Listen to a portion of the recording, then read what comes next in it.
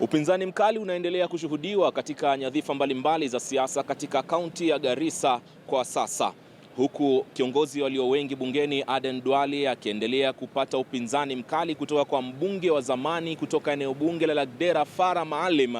Kwa upande mwingine, Nadhif Jama ambaye ni gavana katika kaunti ya Garissa vilevile anapata upinzani mkali kutoka kwa mgombezi Ali Korane. Mwanahabari Hamza Yusuf ametuandalia taarifa ifuatayo kutoka kaunti ya Garissa. Imekuwa siku ya historia kwa jamii za eneo hili baada ya kutembelewa na viongozi mashuhuri kutoka kaunti ya Garissa ili kuwarai kupigia debe muungano wa Telemuge, mojawapo ya miungano yenye ushawishi katika ukoo ya Ogaden. Baada ya kuwasili moja kwa moja, mazungumzo ya kutaka mbinu mbadala kwenye uchaguzi mjao ulianza kushamiri. Sisi tumekuja kuunda ile county leadership ya Garissa ambaye governor wa Jubilee ni Korane, senator wa Jubilee ni Mohamed Yusuf Haji, women rep ya Jubilee ni Anab Subo, na ule deputy governor ni Abdi Dagane. Mara nyingi wazee wa mji hujulikana kuwa na uamuzi kuhusu anayebeba bendera ya kisiasa katika eneo hili, ila muhimu kutaja kuwa safari ni wasomi ndio wanaongoza shughuli hii muhimu. Tutaweka serikali ambayo itakuwa maadilifu, itajali maslahi ya vijana, itajali maslahi ya wakina mama, itajali maslahi ya wazee, na itajali maslahi ya kabila zote na dini zote wako Garissa hapa kaunti. Gavana wa sasa Nadhif Jama amepata upinzani kutoka kwa wale wanaodhania kuwa hahitaji muhula mwingine. There's nothing absolutely right in this government at all. But the biggest handicap is corruption. All the resources which came to this county, there's no single project which can be shown which has been completed. Amechukua pesa taslimu bilioni 35. Watu wa Garissa baada ya miaka 4 hawana maji, hakuna dawa kwa hospitali, wa vijana hawajapata kazi, wakina mama hawana kazi, na barabara zote za Garissa ziko kwa hali ya udhaifu sana. Uwepo wa wazee wa kongwe kama vile mfanyabiashara Mahat Kuno-Roble na aliyekuwa mkuu wa jeshi enzi za Rais Daniel Arap Moi Mohamed Barrow inaonekana kumpa baraka Ali Korane anayewania wadhifa wa ugavana. Aliwekeza pesa nyingi kwa sekta hiki. Siku moja baada ya muungano wa Telemuge, Gavana Jama aliandaa sherehe murwa kwa minajili ya kujivunia miaka 4 ya ugatuzi. Hapa gavana aligamba kuhusu baadhi ya miradi aliyotekeleza chini ya utawala wake.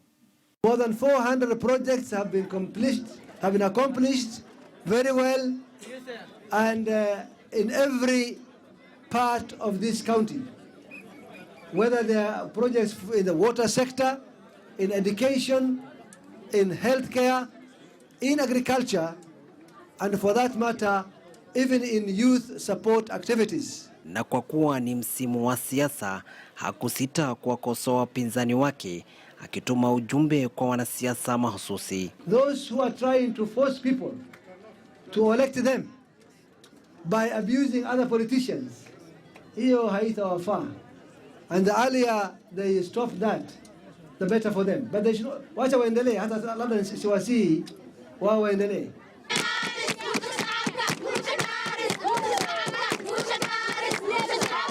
Kwa sasa kuna migawanyiko ya kisiasa inayoambatana na ukoo au hata kinyumbani katika kaunti ya Garissa.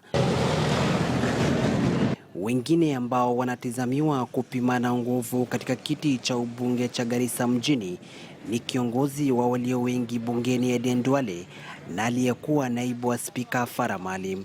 Kando na wenyeji wanaoishi eneo hili, kuna wale wanaotoka maeneo mengine ambao kura zao ziko Garissa, na madai ya matamshi wa Aden Duale kuhusu baadhi ya watu hususan wanaotoka eneo la Ukambani linazidi kuwakera wengi na huenda akapoteza kura nyingi. Mimi kwanza siwezi changua yeye. Kwa nini? Unaona? Sasa kama anachangia mimi nitoke mahali napata riziki, sasa nitachagua yeye, sasa anisaidie vipi sasa, na anaendelea mimi nirudi shule kabisa. Kaunti ya Garissa ina zaidi ya wapiga kura 100,000 na ni mojawapo ya kaunti 3 za kaskazini mashariki mwa Kenya ambazo wazee wake wana usemi mkubwa kuamua atakayeongoza jamii hiyo katika uchaguzi mkuu ujao. Wimbi la siasa linaonekana kuvuma kwa kasi mno, lakini ifahamike haitakuwa rahisi kwa wale wanaowania nyadhifa tofauti, kwani kutakuwa na kivumbi katika shughuli nzima ya uchaguzi. Hamza Yusuf, KTN News, Garissa. Mwakilishi wa kike Trans Nzoia Janet Nangabo akiondoka kwenye jukwaa eneo la Kiminini baada ya kutangaza msimamo wake wa kisiasa. Lakini chamani Jubilee tayari mnao kina mama wenza akiwemo Naomi Okul. She must accept even to be helped to work because the workload has been heavy for her. She has not been in the affirmative action from the beginning in the women groups that we have been fighting. She has not been there. Even the agenda. I don't think she understands it. So really, I feel that she has done her part. It is time to let people do their part, especially me. Matukio ya majuzi ya kuzomewa kwa viongozi hayajawasaza kina mama, wakieleza kiini cha matukio haya na kwa nini wamejitokeza kumrithi. She was heckled, I think, because she has not been able to impart some development in the county. And especially Kiminini, that is her strong area. It's unfortunate that that happened to her. So katika nafasi ya mama wetu Nangabo, kuna gap amewacha. Na hiyo gap yenye amewacha ndio imefanya wamama waje. Lakini mama Nangabo for the first time angelishika tu wamama. Kabla aende kwa nafasi nyingine hangekuwa na opponents. We are in that situation where a lot of people feel politicians have been probably giving false promises and people are now tired and people are speaking by actually heckling. Of course, in any democracy, I would wish there is tolerance. Chama cha Ford Kenya kinachosemekana kuwa na uungwaji mkuu kaunti za Bungoma na Trans Nzoia pia kinao kina mama wanaosema sasa wametosha kumrithi Bi Nangabo.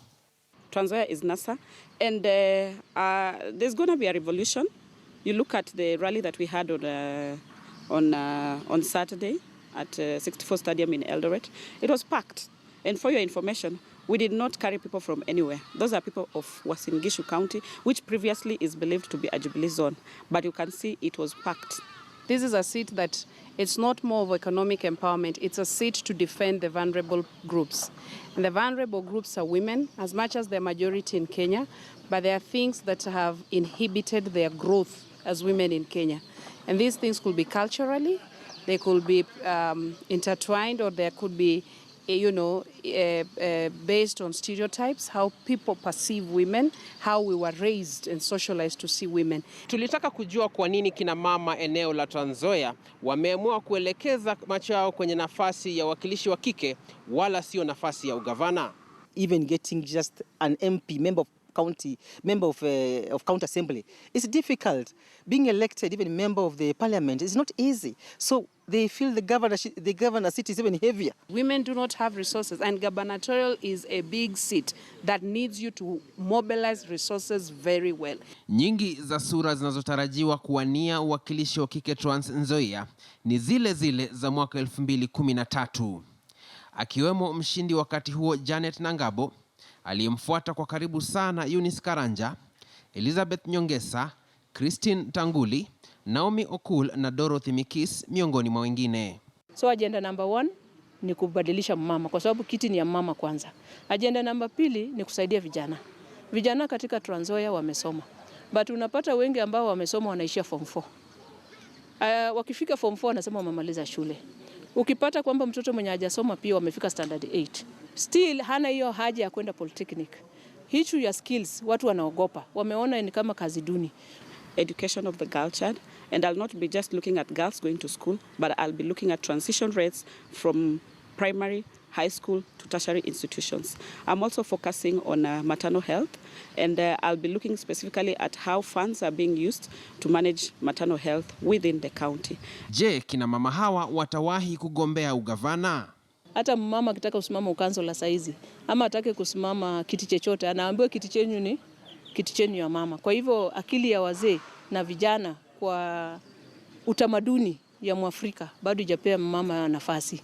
And for me, I look at this position as a training position, a position where women are supposed to get experience. And all I can say for now is watch this space. Aidha, uchaguzi huu pia waweza kuchukua mkondo wa demokrasia ya maelewano au the Mabanga Accord katika kiti cha mwakilishi wa kike. Sisi tukikuwa hapa, sisi ni namba 3. Mheshimiwa Uhuru namba 1, Mheshimiwa Ruto ni namba 2, namba 3 ni watu wa kutoka Western. Kwa sasa kibarua kigumu kinawasubiri kina mama hawa kwenye vyama vyenye ushindani mkuu vikiwa Jubilee, ODM, Ford Kenya na muungano wa NASA iwapo hautasambaratika. Mark Namaswa, KTN News. Kufikia hapa sina la ziada. Mimi naitwa Ali Manzu. Asante sana kwa kutazama makala yetu wiki hii. Tukutane tena panapo majaliwa yake Muumba. Kwa heri kwa sasa.